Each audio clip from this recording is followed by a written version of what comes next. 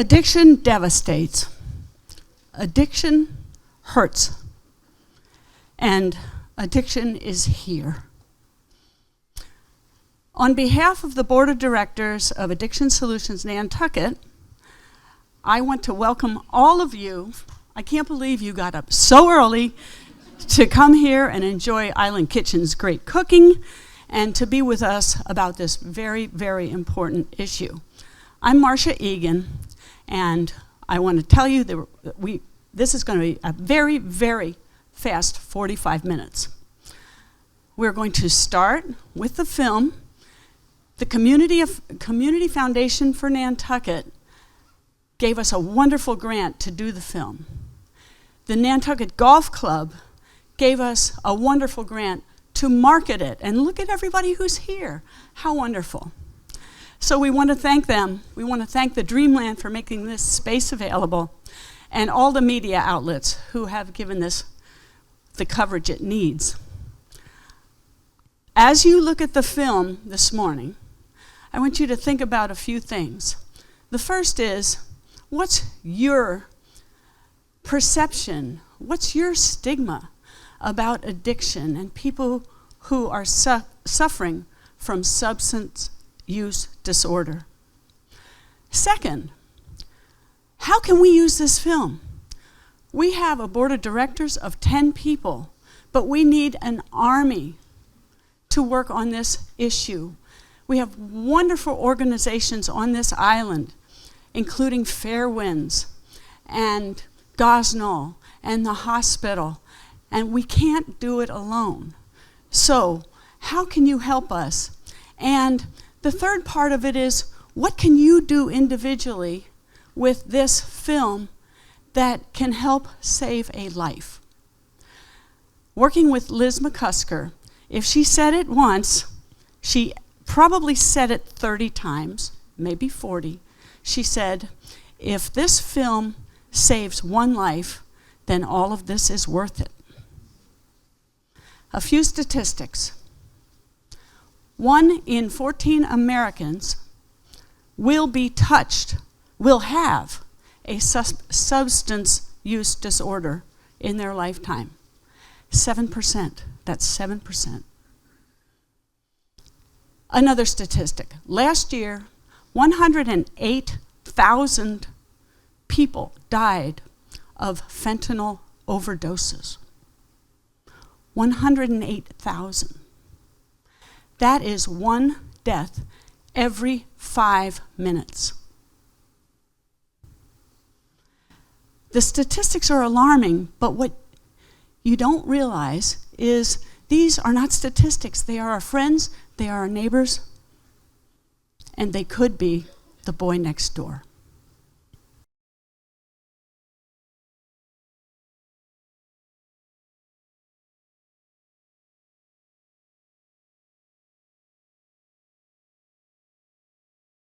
Any medical professionals in the house?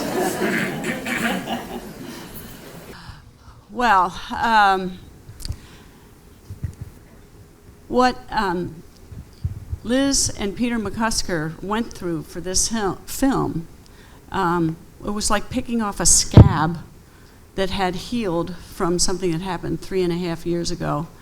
And it was obviously very difficult for them. So I just want to acknowledge them. They are in the audience today, and some of Quinn's friends are too. So we recognize that, we care about you, we love you, and we thank you for participating. It was very difficult for them.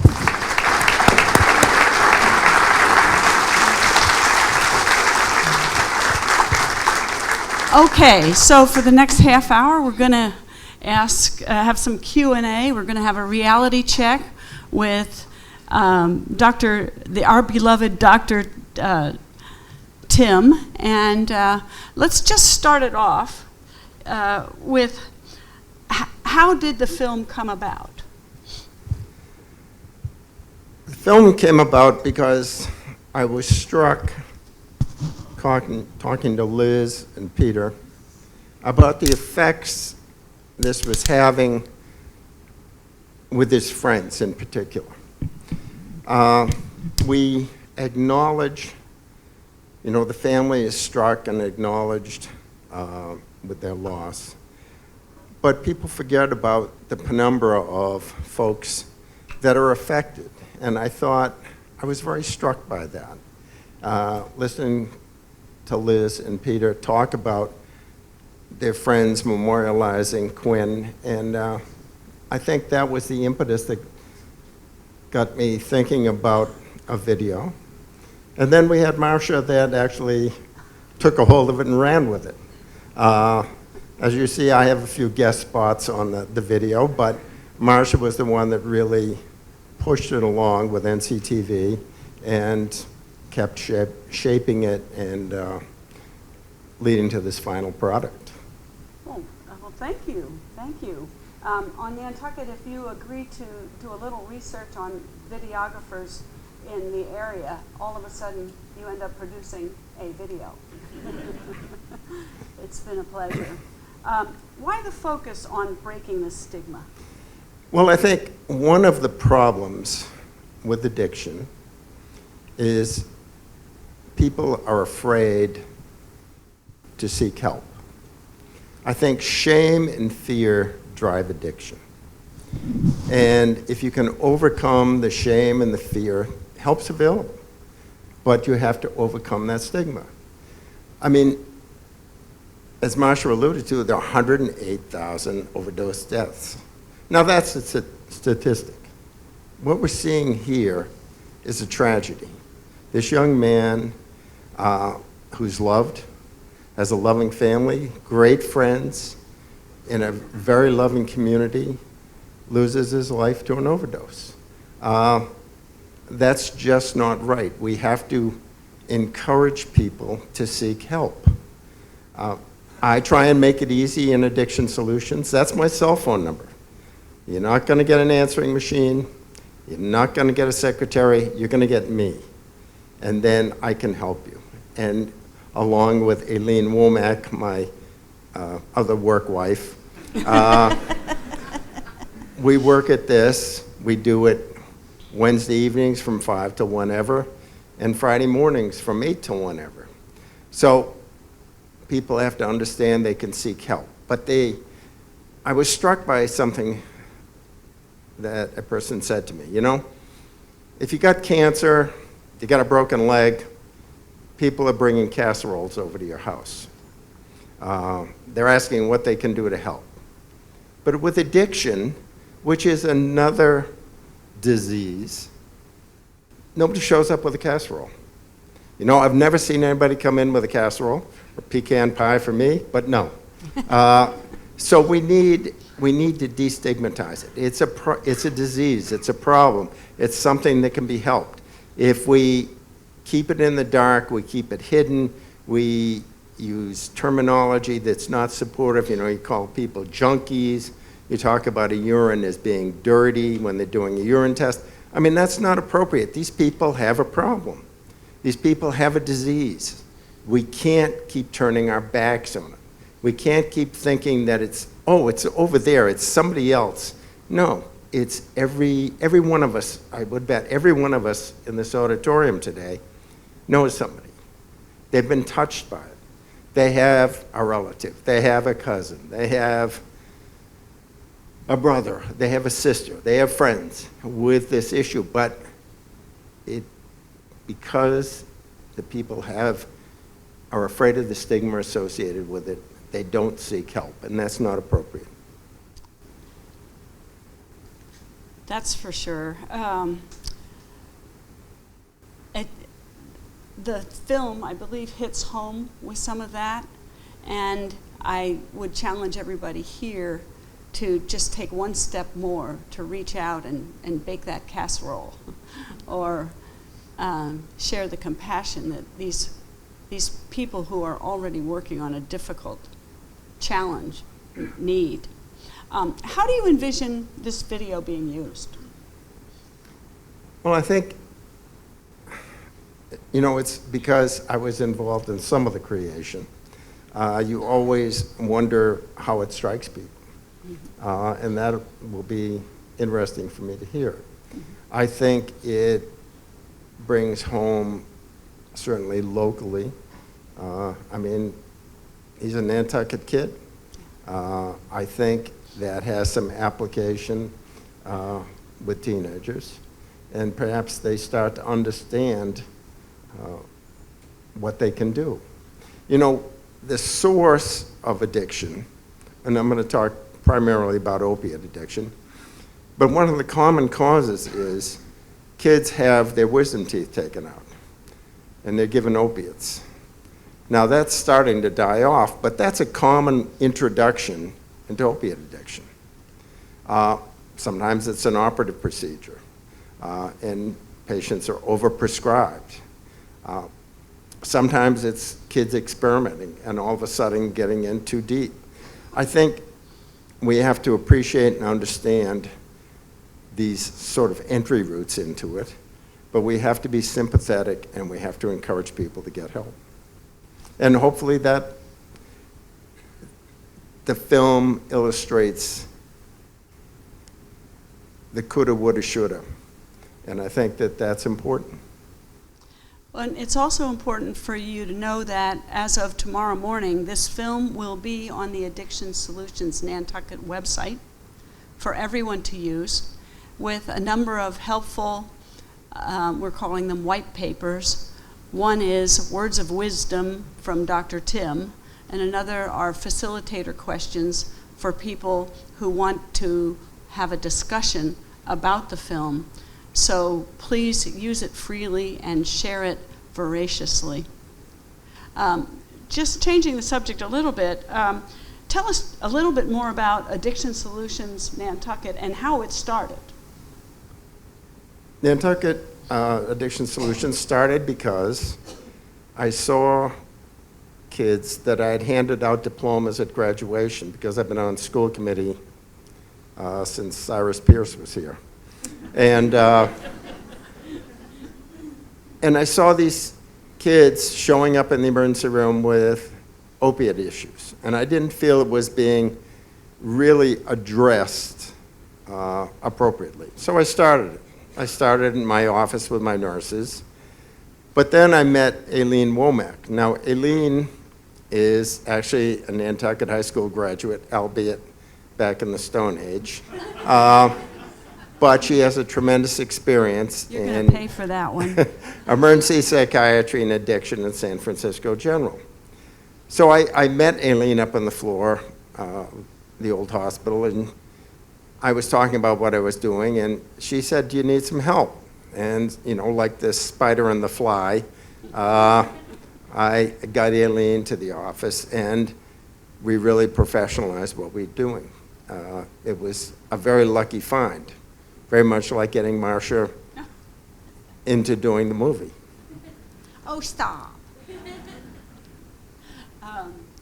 Well, and you were doing that all on your own nickel for a while.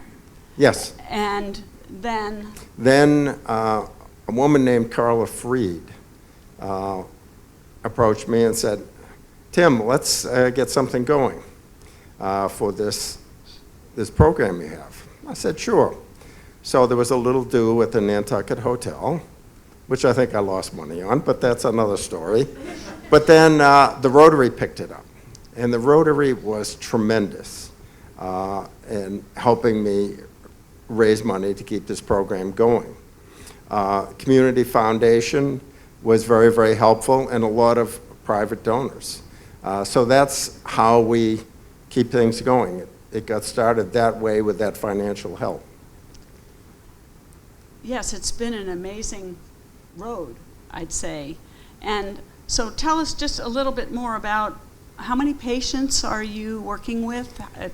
How does that work out? At any one time, because, you know, everybody is moving hither and yon, we have somewhere between 60 and 90 people in our program that we see, and we'll see people initially every day sometimes, every week, and then as things stabilize, every couple weeks, then every month, but we see everybody every month.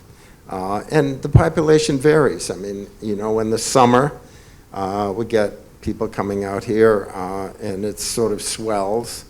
And then in February, where only people that have kids in school are here, it sort of dwindles off a little bit. But that's about the number. And we see them, as I said, anywhere from daily to weekly to monthly. And you're in a very, very specific lane of this kind of addressing of addictions. Tell We our do audience about that. we do medication-assisted treatment. In other words, we use medications such as Suboxone, Subutex, Vivitrol, and naltrexone, and we stay in our lane.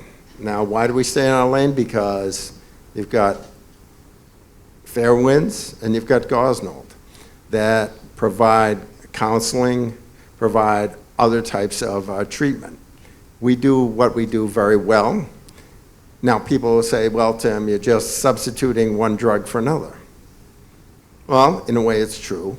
But in a way, this removes, it allows people to get out of the chaos of opiate addiction in particular, where you wake up and you wonder how you're going to get your next dose of medication.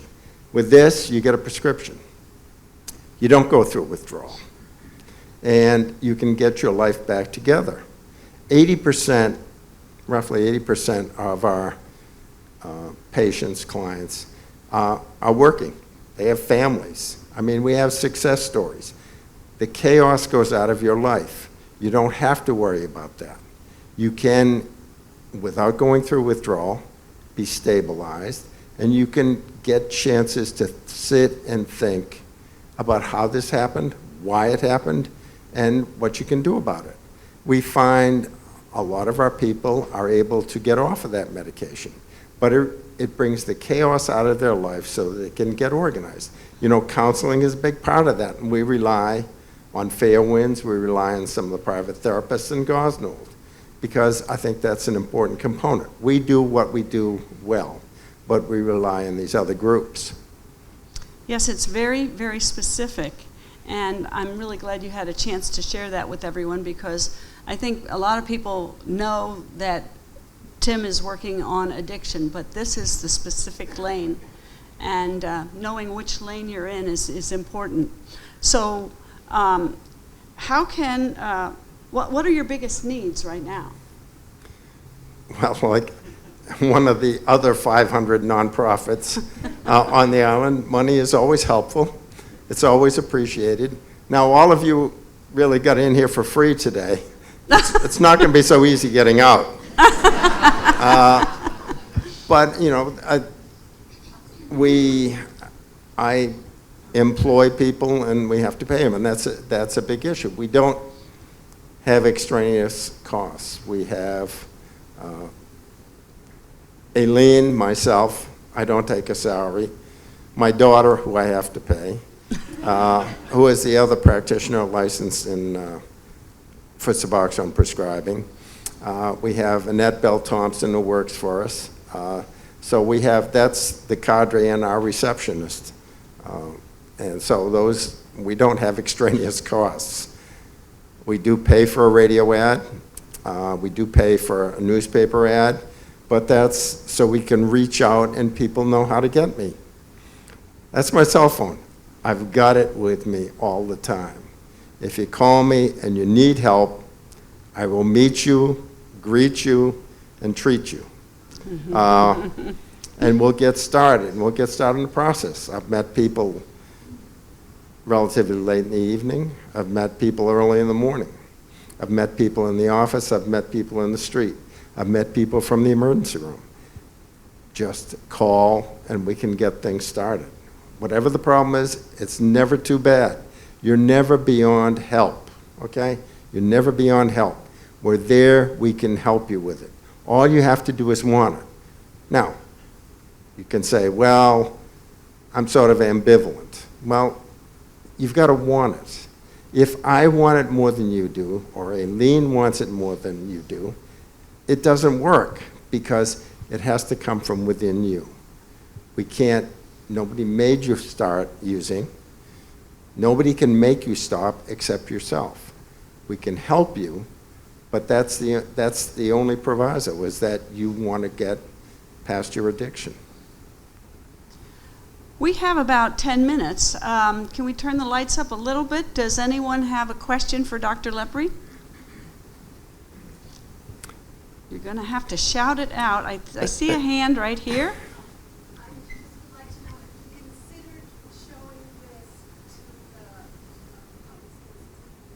The question is, have you considered showing this to the public school system? I am the king of the public school system, but I have to deal with Dr. Hallett. I would hope that she thinks it's useful, and I would be more than happy to do it.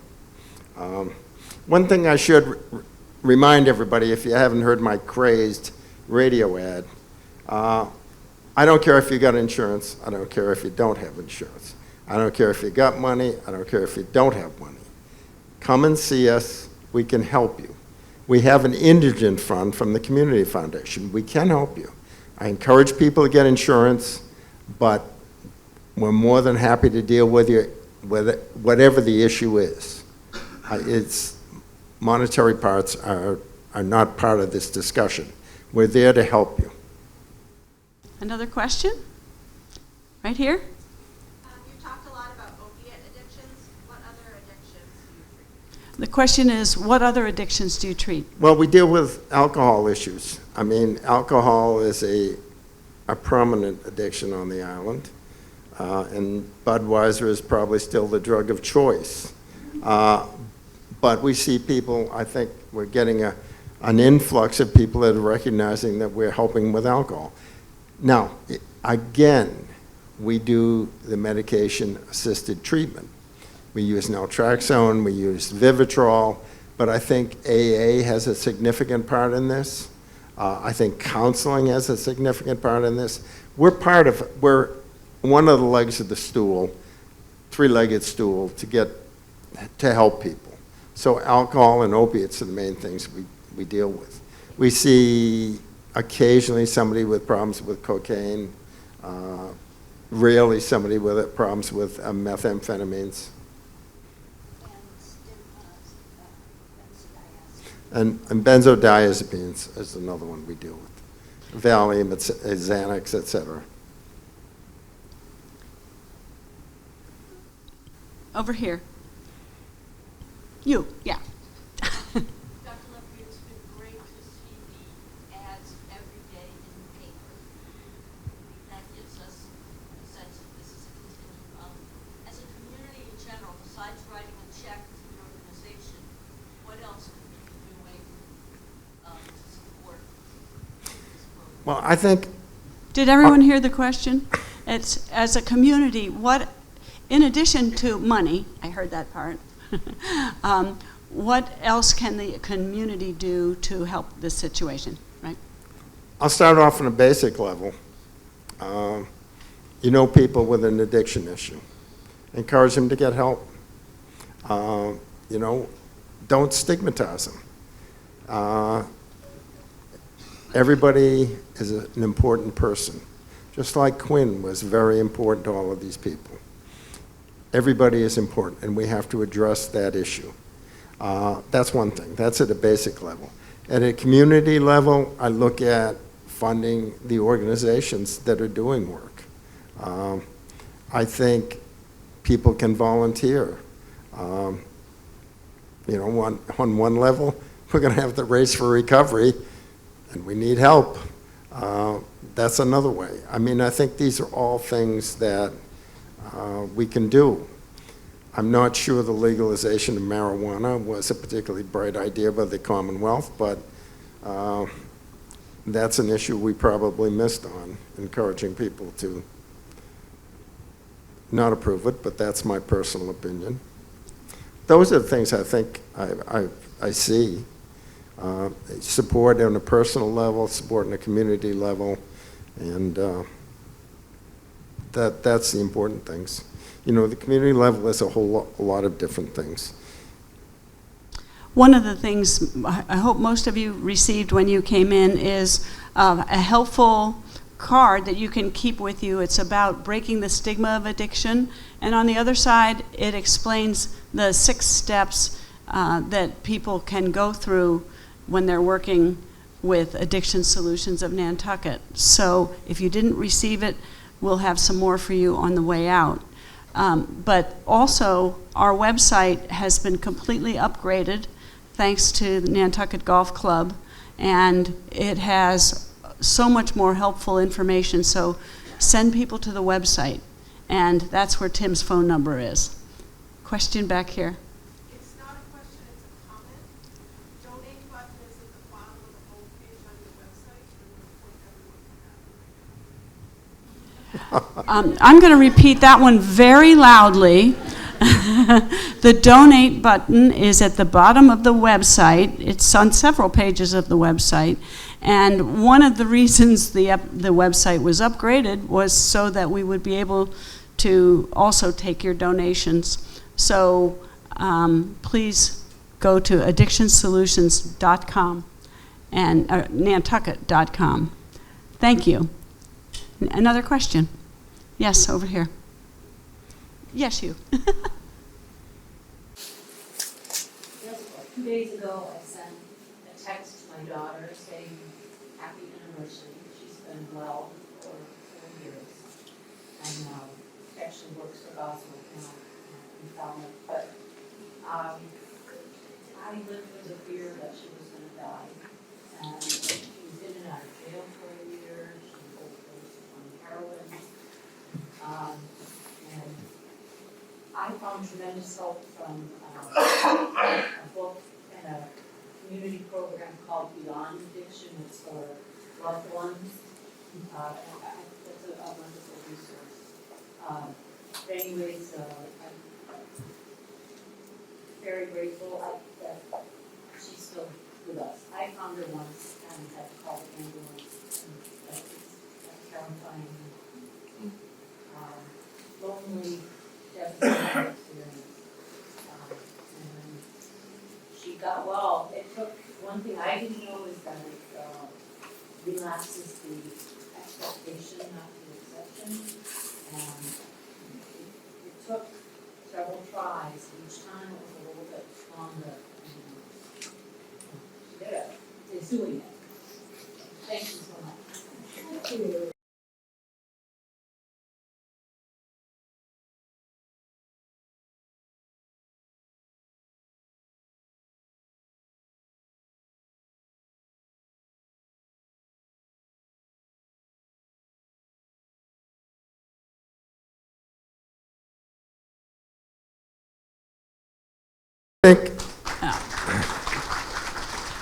I'm not sure whether everybody heard all of that, but her daughter is in recovery for 4 years. She's gotten her life back together. The name of the book again? Beyond Addiction. Beyond Addiction was very useful to their family. And I think we have to realize we're all human. We are frail. We make mistakes. People relapse. You know what? We still love our clients if they relapse. You know, you got to get on the wagon one more time, then you fall off. And what we do, if somebody is relapsed, we say, well, what happened? What brought it on? What did you do about it? What did you think about it? How can you avoid it next time? But we accept that relapse occurs.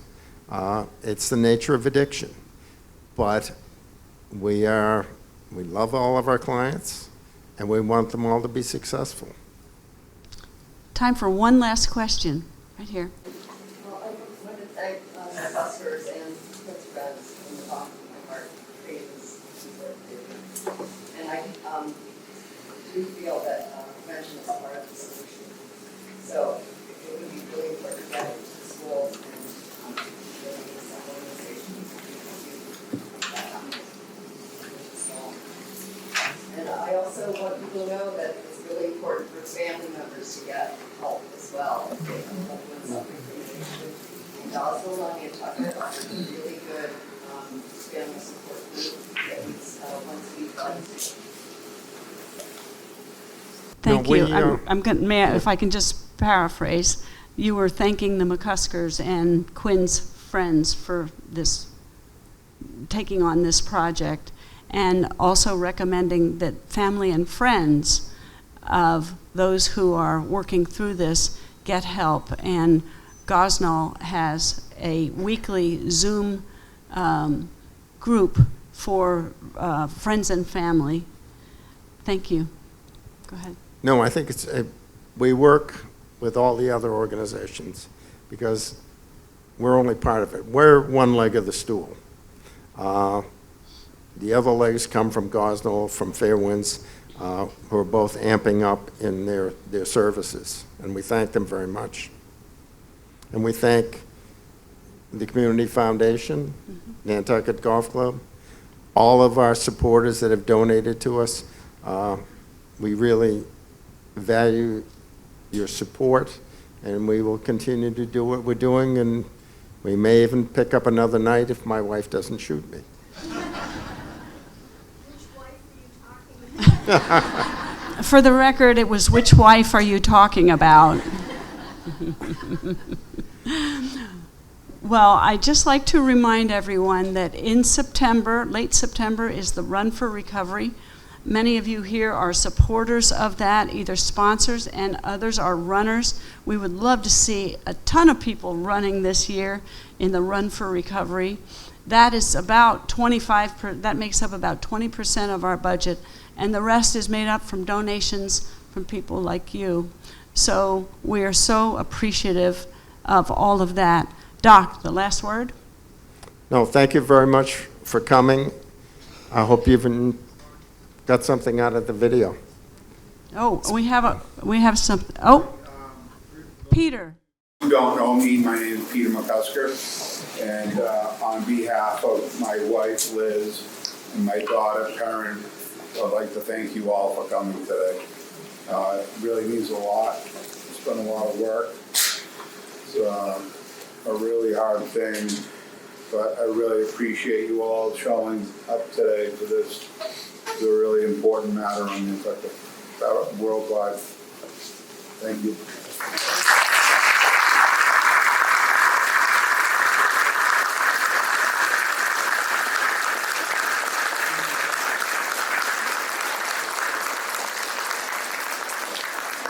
Thank you all for coming.